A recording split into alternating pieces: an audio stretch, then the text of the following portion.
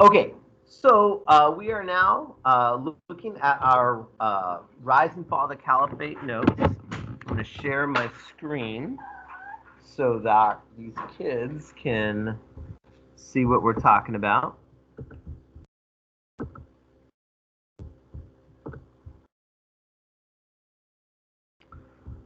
Um,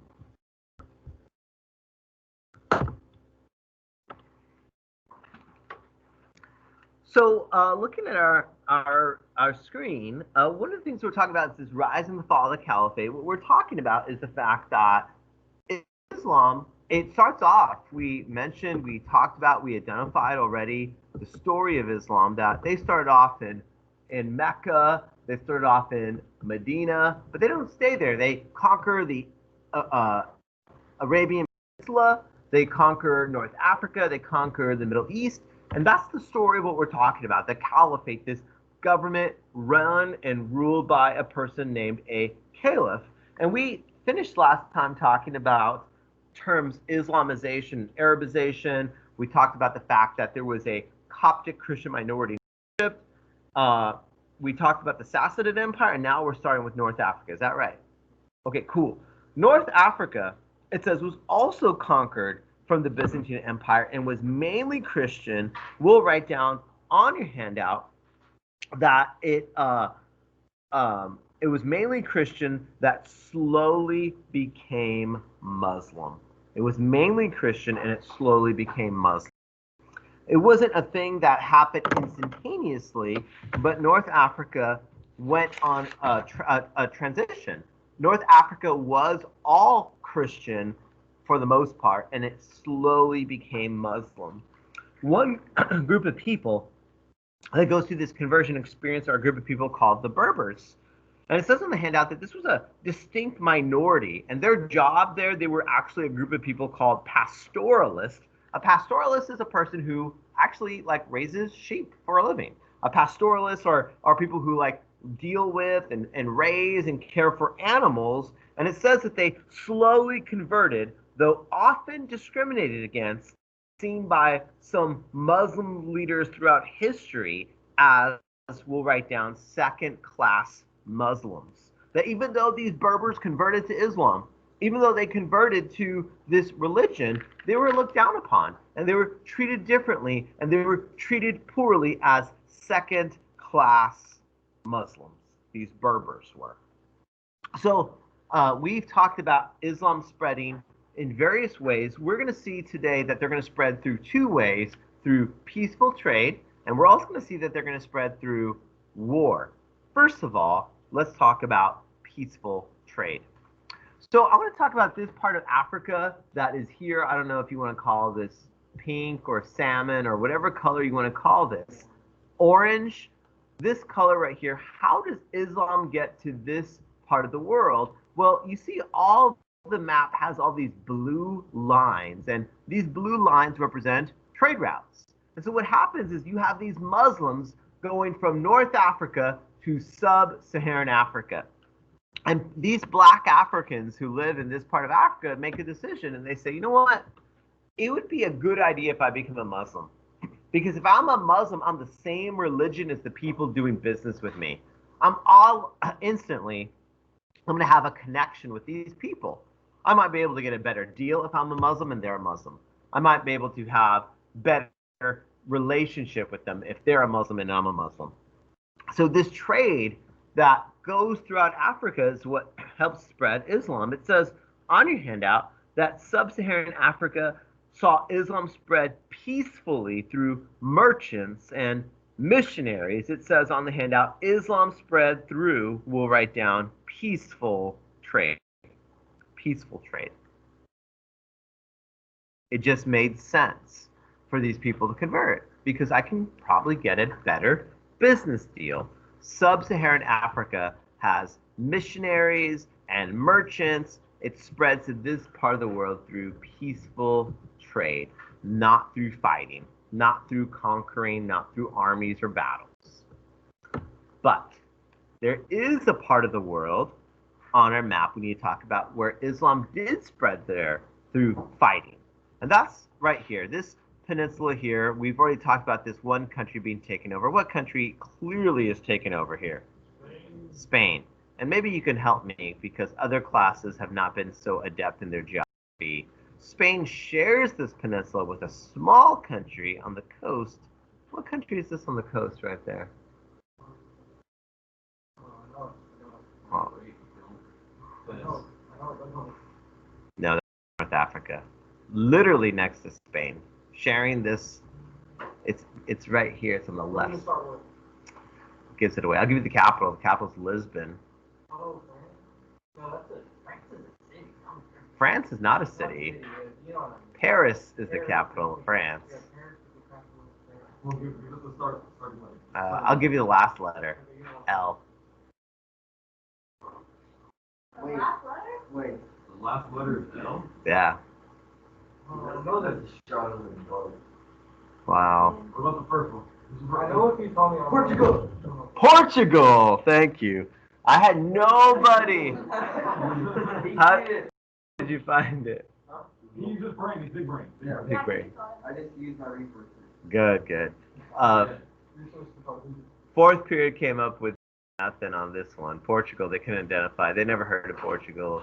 It was a little rough. So turns out Portugal is right next to Spain. Both of them get conquered. On your handout, it says on your handout that Western Europe, I want us to write down the name of the peninsula that this is. A peninsula is like a body of land with water on three sides. This is called the Iberian Peninsula, where it says Western Europe. I want you to write down the Iberian Peninsula is conquered. If you don't know how to spell the word Iberian, it's I-B-E-R-I-A-N.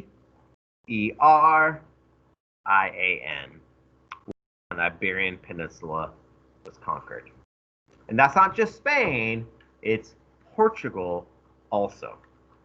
The Iberian Peninsula was conquered. More right next to Western Europe. Below, more specifically, we'll talk about Spain in particular. We'll write down about Spain that they were taken over in 711. That's the year Muslims took over Spain. They took over Spain in the year 711. 711.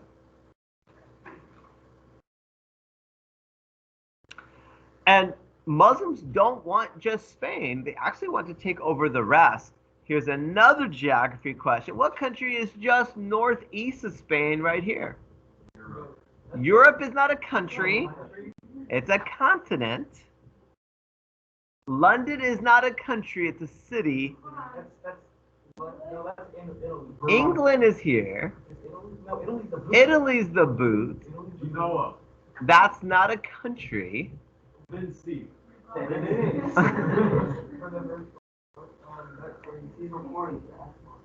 Oh, I have to act smart. According to my calculations, I think that is France. Dude, that is France. All right.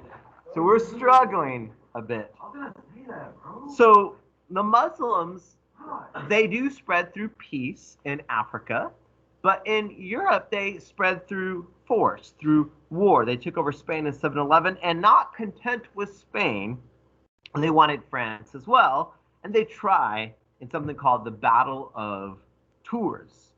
In the Battle of Tours, there's a white European man given the job to defend France. His name is Charles the Hammer Martel.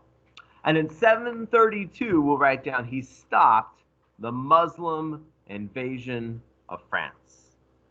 He stopped the Muslim invasion of France.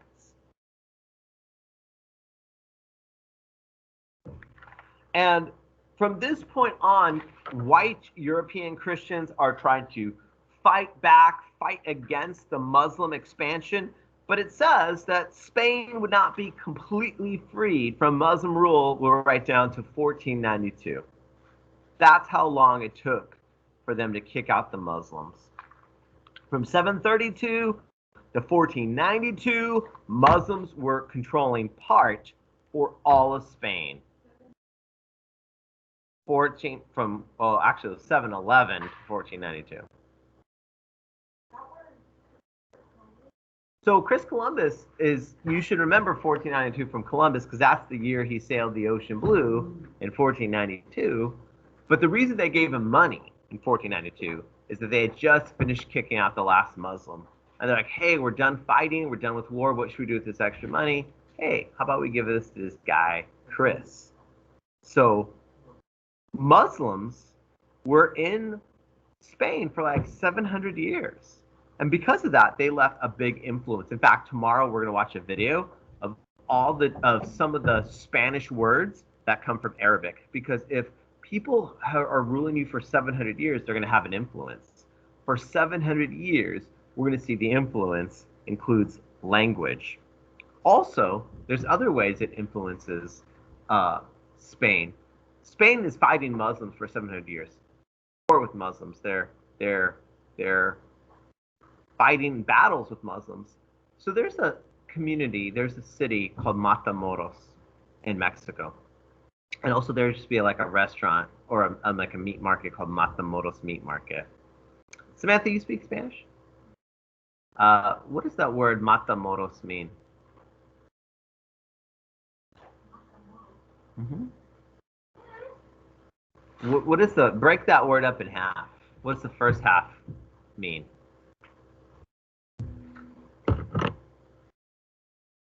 It's Matamoros.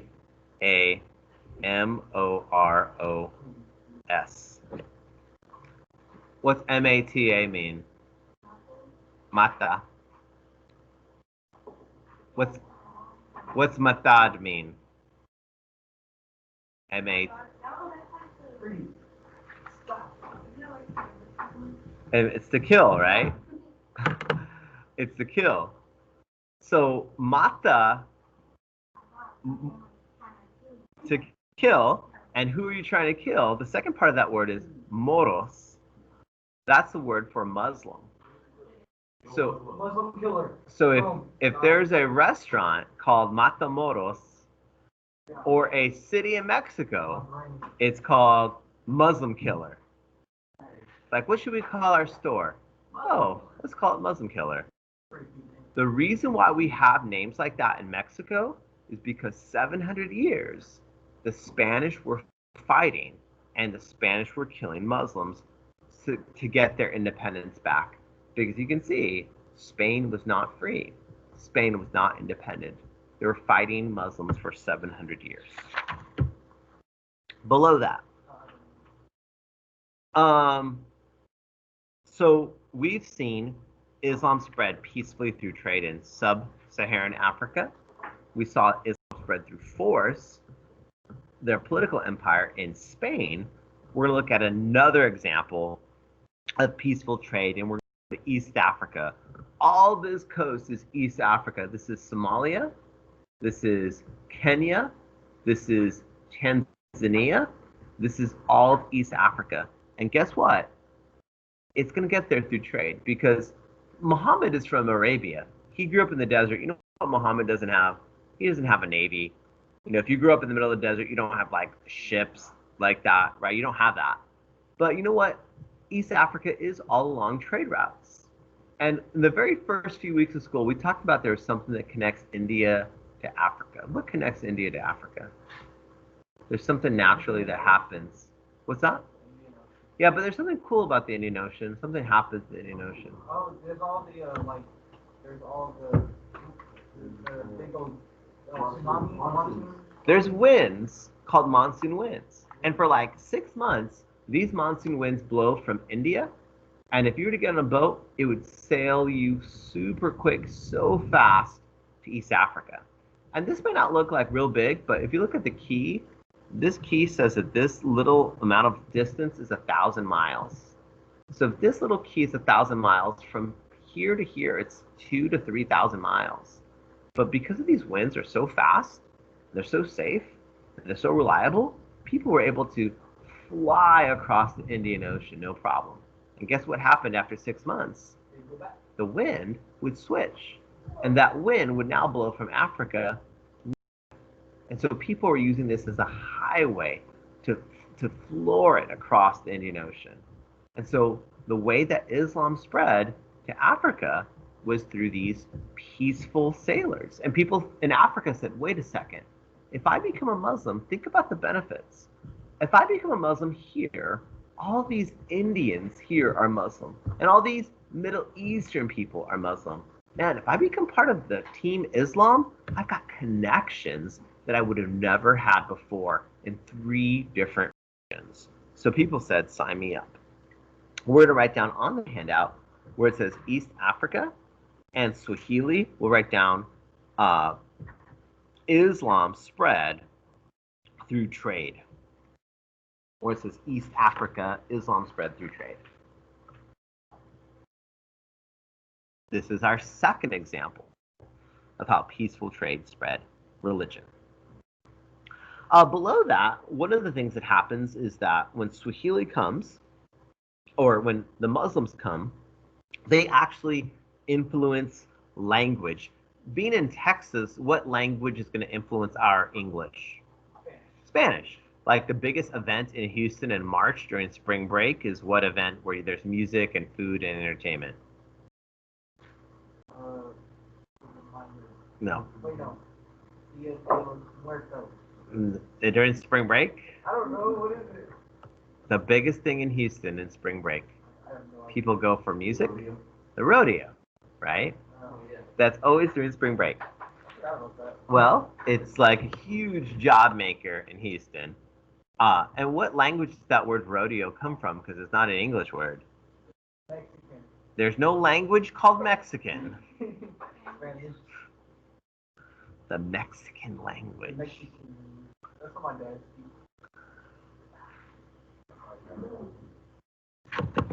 That's an example of how Spanish comes into our language of English.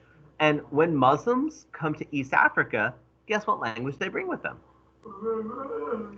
That's a good one. Arabic, right? So on your handout, there are 2 columns. Or first of all, it says Swahili is a mix of, we'll write down Arabic and African languages. Swahili is a mix of Arabic and African languages. And on your handout, there's actually 2 columns. One column is Arabic, one column is Swahili. And and African languages. If you look at them, they're actually very similar. We're going to actually create a 3rd column where you're going to tell me what that word means in English. The first word in Arabic is the word salam. The other day we saw this video of like these Muslim teenagers that were like in a park, and when they greeted each other using this word. They said assalamu alaikum. If you wanted to say the word salam in Swahili, what did they really just add to it to make their word? Yeah. In Arabic, it's salam. In Swahili, it's salama. In English, it means peace. So like when you meet someone, actually even in English, you could say goodbye to someone and say peace to someone as like a farewell. Same thing here. This is a greeting. You could say salam to someone or salama. It means peace. In Arabic, there's another word. The word is Injil. In Swahili, you would say Injili. They just pretty much added an I sound at the end. You can see how Arabic has influenced Swahili. We'll write down what that word Injili means. It means gospel. That's spelled Gospel. The gospel. Yeah, it has to do with the Bible. Like the story of Jesus' life is the gospel. This is an Arabic word you should know. You should know the Arabic word Sharia. What does that word mean?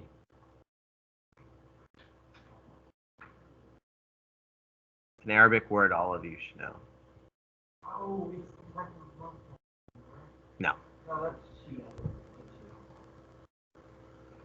There's a couple Arabic words you should all know. This is on the list. The word Sharia is not the word algebra. Oh, you guys are going to disappoint me. This would be the only class. Well, to figure out Sharia, you have to look at the Quran and the Hadith. I read all of that. You use the Quran and the Hadith to create Sharia. Oh, I don't know. I know it, but I can't like. Does it have something to do with Muhammad? I mean, indirectly. Um, It's Islamic law. I was really going to say it's the law of the legal system. Yes, it's the legal system. To say it in Arabic is Sharia, to say it in Swahili is Sharia. And Samantha, you're my go-to Spanish speaker. In Arabic, there's a word called sukar. In Swahili, that same word is sukari. There's a Spanish word that sounds almost identical. No, different one. It's something you can eat.